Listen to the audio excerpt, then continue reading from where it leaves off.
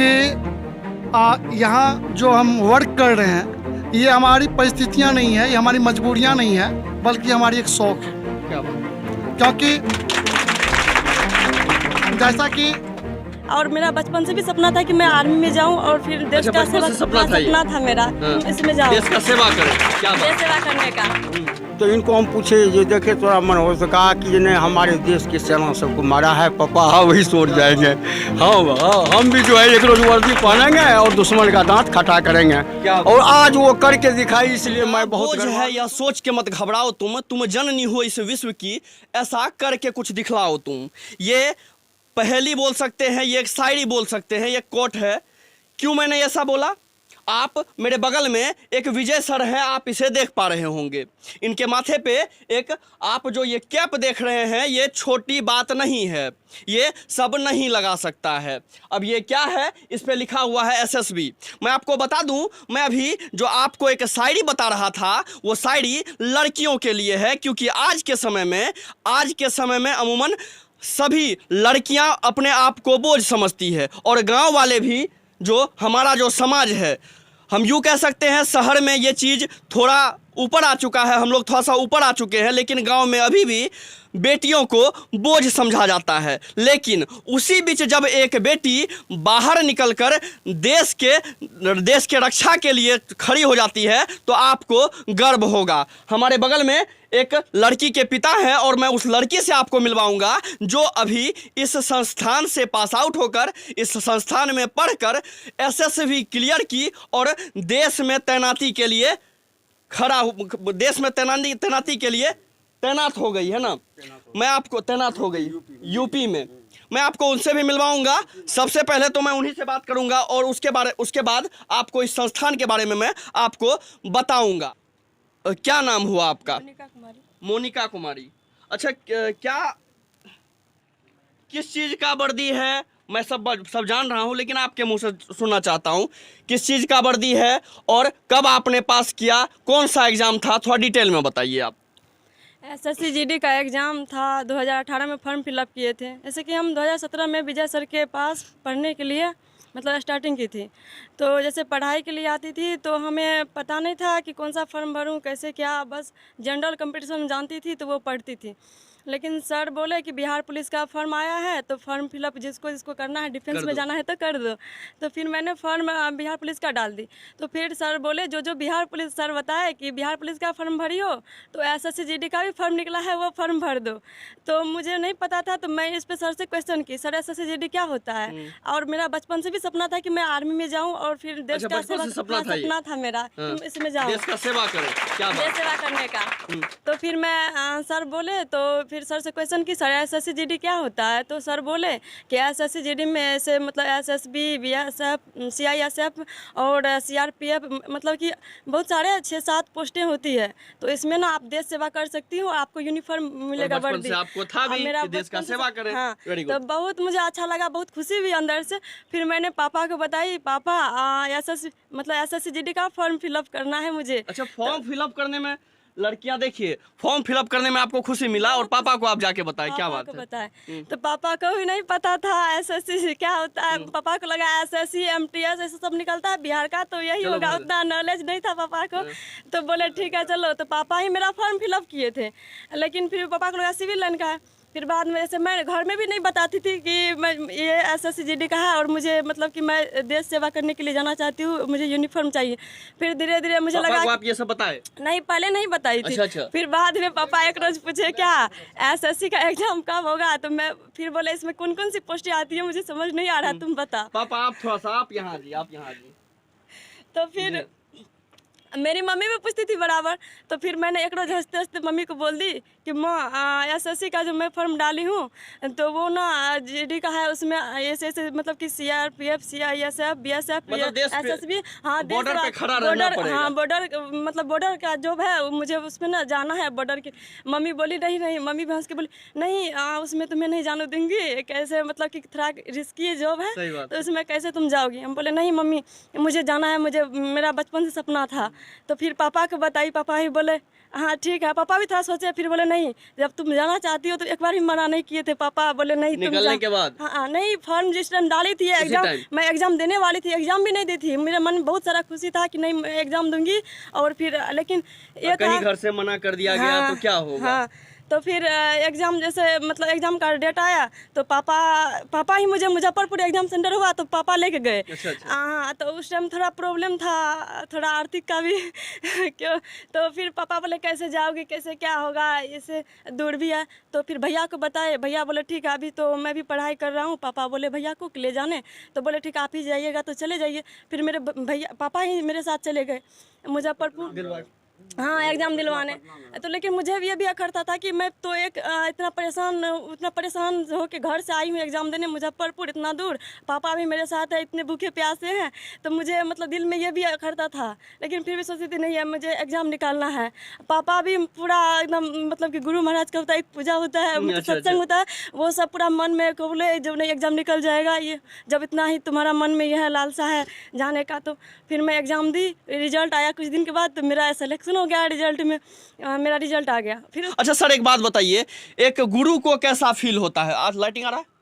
एक गुरु को कैसा फील होता है जब एक लड़की, खास करके एक गांव में आप पढ़ा रहे हैं, गांव से एक लड़की निकल के एसएसबी बॉर्डर पर देश के सेवा के लिए चली जा रही है, आपको एक गुरु को कैसा फील हो रहा है अभी?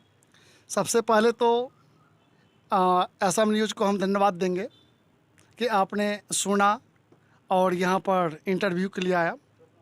दूसरा, आपका सवाल है कि एक गुरु होने के नाते आपको कैसा फील हो रहा है। सबसे पहले तो हम एक बात रख दें कि यहाँ जो हम वर्क कर रहे हैं ये हमारी परिस्थितियाँ नहीं है, ये हमारी मजबूरियाँ नहीं है, बल्कि हमारी एक शौक़ है। क्या बात? क्योंकि जैसा कि हमारे कुछ चिर परिचित भी है यहाँ पर, वो जानते हैं बखूबी कि हमारे रेलवे में टीटी पोस्ट पे हुआ था, टीसी पोस्ट पर 3 बोर्ड हमारा लोको पलट क्लियर हुआ था। सोनपुर में झंडा दिखाने वाला जो ग्रुप डी था वो यहाँ से पहले क्लियर हुआ था, जो आज 3 महीना पर 3 बार ज्वाइनिंग लेटर आकर के वो रखा हुआ है, ठीक ना। लेकिन हम पटना में ही शौक़ से बच्चों को पढ़ाना शुरू कर दिए थे, और उस समय उनसे जो स्नेह मिला, मुझे लगा कि रेलवे में चले जाएंगे, पैसा मिल जाएगा लेकिन स्नेह नहीं मिलेगा। क्या बात। अभी ये बच्ची बोल रही थी कि सर वो एक जुनून के साथ पढ़ाते हैं, सर का मोटिव ये नहीं होता है कि सर पैसा खींचे, पैसा चूसे, ऐसा बोलता आपका है ना, पैसा चूसे, ऐसा सर का मोटिव नहीं रहता है। सर का मोटिव रहता है कैसे बच्चे आगे जाएं। जी धन्यवाद। इस मैटर में तो हम शायद पहले ही कहूँगा कि मेरा आदर्श घर घर मांझ रही वो माँ है और उनके बच्चे हैं जिनके लिए हम काम कर रहे हैं। मेरा आइडियल पर्सन वो पुरुष हैं जो कड़ी धूप में अपने फव्वारे से खेत को जोत रहा होता है। क्या बात। और हम उस बच्चे के लिए काम करते हैं, और मुझे पता है हम उस बच्चों के लिए यहाँ पर काम कर रहे हैं जिनके पिता के तन पे कपड़ा नहीं है, लेकिन फिर भी वो अपने बच्चों के लिए एक सपना देख रहा है। बहुत बड़ी बात है सर।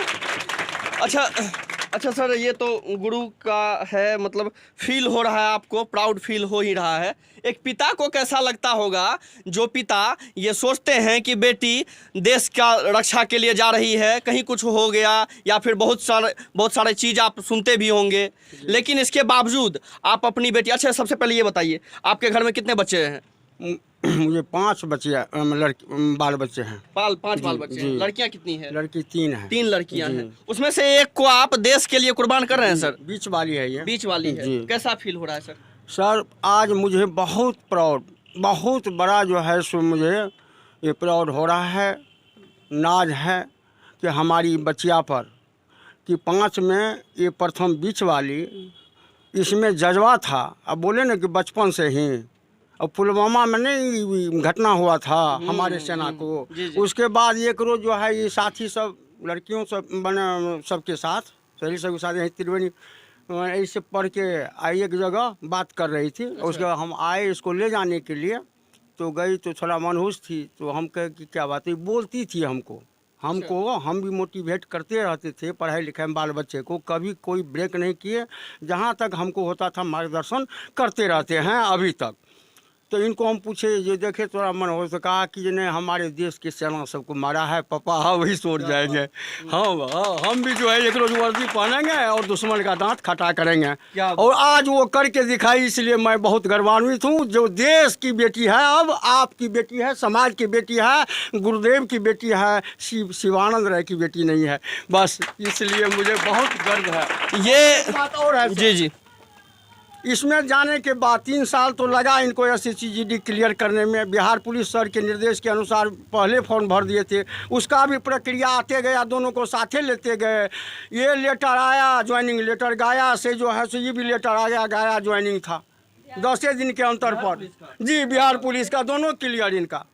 तो ये हम पूछे कि ये किस में जाएगी, बहुत गए थाना में, गए थे कैरेक्टर के लिए, इंस्पेक्टर साहब सब थे, तो कोई जो है छोटा बाबू सब बोलते थे अरे बिहार पुलिस में तुम आ जाओ, बिहार पुलिस अच्छा रहेगा। वो इंस्पेक्टर साहब के लिए सेफ रहेगा, ऐसा कहते। इंस्पेक्टर साहब जो थे मंडल जी, यहीं त्रिवेणीगंज में, अभी नहीं है, वो राजेश मंडल, वो भी पहुँचे हुए थे। वो उन लोगों को डांटे थोड़ा, कहा कि तुम लोग जानते हो कि बच्चिया क्या क्लियर कर लिया है, तो बिहार पुलिस के सामने में क्या है, तुम उसके सामने में बिहार पुलिस का क्या है।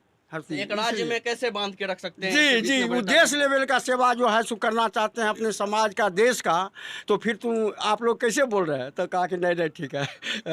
तो इसलिए क्या है कि जो 2-2 सीट निकाल ली फर्स्ट बार में, है ना, तो इसलिए मुझे बहुत गर्व है और धन्यवाद देना चाहता हूँ मैं इसे गुरुदेव को, जो ना इनको पटना भेजना पड़ा, ना कुछ पटना का पढ़ाई इनको त्रिवेणीगंज में एक टूटी फूटी झोपड़ी में ही रह करके दिया। तो शिक्षा जो है आज जानते हैं कि अंधकार से प्रकाश की ओर कैसे गुरु ले जाते हैं बच्चे को, आज ये सामने में है। इतना ही नहीं, ये बच्चिया जब पोस्टिंग 1 साल पूरा हो गया, इनके चलते क्या क्या हुआ सो हम बता रहे हैं। ये 5 भाई बहन का और हमारी इनकी माँ का सबका आधार कार्ड वहाँ से ये मांगी तो व्हाट्सएप पर भेजे। कमांडेंट सर का आदेश था, वहाँ सरकार का रूल है, सब लग गया है। अब इनके साथ साथ हम लोगों का भी सुरक्षा साथ में है, और साथ में है, सुरक्षा चल रहा है। कोई कुछ होगा तो ये थोड़ा सा जो है सो वहाँ से कमांडेंट सर को इशारा करेंगे, जो ऐसे हो रहा है तो हमको सुरक्षा मिलेगा, साल में 1 बार पास मिलेगा विदेश टूर का, और गांव में। ये तो हो गई सर, ठीक है, फैसिलिटी वाली बात। जी। लेकिन एक सवाल है कि एक पिता जो अपने बेटी को भेज देते हैं बाहर, वो पिता आज की इस लड़कियों को क्या कहना चाहेंगे, और इस तरह के मेंटलिटी वाले माता पिता को क्या कहना चाहेंगे जो आज बेटियों को पढ़ने तो भेजते हैं लेकिन जॉब करवाने से कतराते हैं? नहीं, मेरे समझ से वो संकुचित विचारधारा है। अगर वैसे किसी भी माता पिता में है तो नहीं, लड़का और लड़की, बेटा और बेटी, मैं समान दर्जा दिया हूँ 5 को, कोई फ़र्क नहीं, थोड़ा सा भी फ़र्क नहीं। और हम कहें कि जो जब तक वो बाहर नहीं निकल करके आगे बढ़ेगी, तो आज ये मेरे सामने में इस पद पर नहीं होते। आज गृह मंत्रालय में ये SSB के पद पर पदस्थापित हुए हैं, यूपी बॉर्डर पर मैंने इनका तैनाती हुआ है, नेपाल और यूपी, और देश सेवा के लिए अब तत्पर हैं। तो बिल्कुल नहीं पहुँचे। बिल्कुल, मैं ये कहना चाहूँगा वैसे माता पिता को कि हम लोगों की जैसे अनुकरण करते हुए बच्चे को बेंड मत कीजिए, उसके प्रतिभा को दबाइए मत, और वैसा गुरु का खोज कीजिए जैसे हमारे विजय सर जी हैं सक्सेस पॉइंट के। लाख धन्यवाद देना चाहता हूँ वैसे टीचर को। जब तक मेरे अंदर सांस रहेगा मैं नहीं भूलूंगा, और न मेरा पूरा परिवार फैमिली भूलेगा। बिल्कुल, जब एक शिक्षक अपना, आप बैठ जाइए, जब एक शिक्षक ये कहते हैं कि मेरा ये पैशन हो गया है, मेरा ये जुनून है कि नहीं बच्चों को पास करवाना है। और लड़कियां, जहां आज के समय में लड़कियों को दबाया जाता है, घर के गार्जियन या फिर गांव देहात में कहते हैं कि नहीं, लड़कियां पढ़ेगी जरूर लेकिन जॉब नहीं करेगी। लड़कियां पढ़ेगी जरूर, इसलिए पढ़ेगी कि हाँ दहेज थोड़ा कम देना पड़ेगा। अगर इसलिए माँ बाप पढ़ाते हैं तो मैं उनसे ये उनके लिए ये एक सवाल है कि ऐसी लड़कियां जब देश सेवा के लिए जाती है तो आप ऐसे पिता का सीना कितना चौड़ा हो जाता है आप देख सकते हैं। और मैं आपको बताना चाहूँगा, अगर बेटियों को आप भी बेटियों को बाहर भेजते हैं, पढ़ाते हैं, या बाहर नहीं भी भेज सकते हैं तो ऐसे गुरु हैं, ऐसे गुरु गांव में भी मौजूद हैं जो गांव में भी आपको तैयार कर सकते हैं और तैयार करके इसे देश लेवल तक भेज सकते हैं। हमारे साथ में कुछ बच्चियां हैं, लड़के हैं, सर हैं हमारे साथ में, विजय सर, जिसके सर पे अभी शोभ रहा है एसएसबी का कैप, है ना, टोपी जिसको बोलते हैं ना, हैट। तो अभी आप देख रहे हैं, अभी हम त्रिवेणीगंज जैसे छोटे शहर में हैं और अभी जो संस्थान में छोटी फोटी टूटी आप जुगिया देख रहे हैं, ये सक्सेस पॉइंट है ना सर, आपके सक्सेस पॉइंट VTC त्रिवेणीगंज का है। और सर ने मेहनत किया तो ये बच्ची अभी देश का सेवा कर रही है। बगल में पिता है और सारे स्टूडेंट हैं, सर हैं। मैं हूं रिंकेश, आप देख रहे थे SM न्यूज़ लाइव। धन्यवाद।